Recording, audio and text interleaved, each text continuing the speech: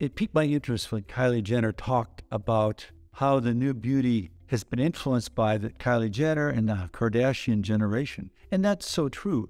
In a trailer for their upcoming third season of the Kardashians on Hulu, she mentioned that perhaps that was unrealistic and that her family should revisit that.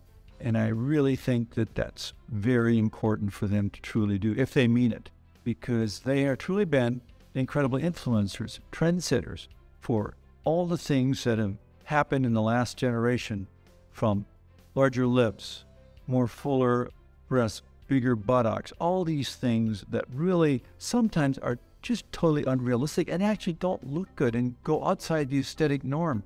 But yet they're setting that bar to a different aesthetic norm.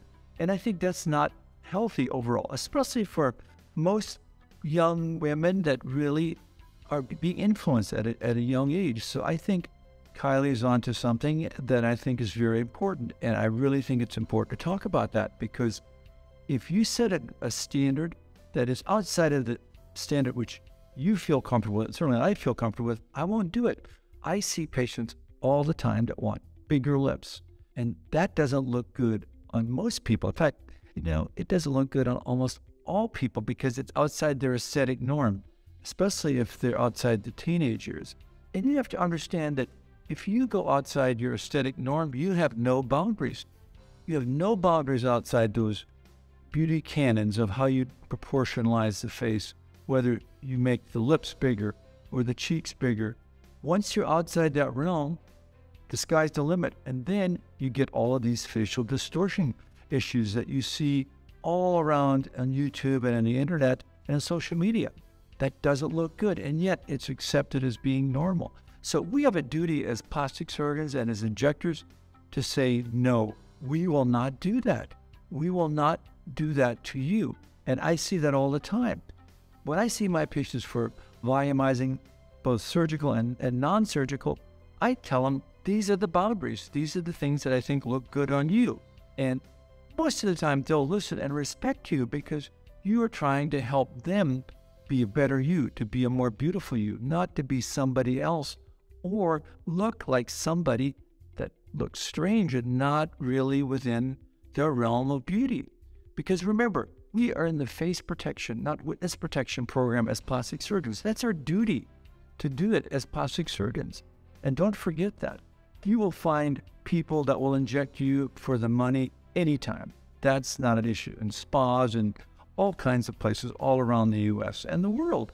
That's why we have all these really weird looking images of people saying, this is my new you, with the big lips and big cheeks, and it just doesn't look good. And I think the other myth is that they think that you can reverse it. You really can't reverse a lot of these, especially if they've had a lot of overfilling done in the perioral and the cheek area. Even though they're hyaluronic acid fillers, which most of them are, you can reverse them partially. But the big myth is that you can take it away. You really can't, because hyaluronic acid fillers, we are finding out, they actually degrade, but they also can cause some fibrosis in the skin and the tissue. And actually, that's not reversible. That's why you have that full doughy look that really looks awful in patients. And I see that sometimes from certain parts of the country, where very often. So I refuse to do that. I don't like to see that type of change in patients, because not only does it not look good, it doesn't age well.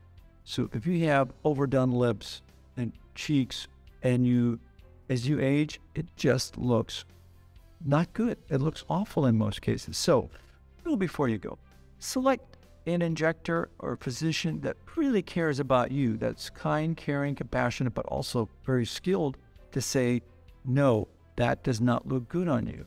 The power of no should lead you to respect that physician, that injector, to say, that person really cares about me and cares about my appearance. And I think that's the most important thing.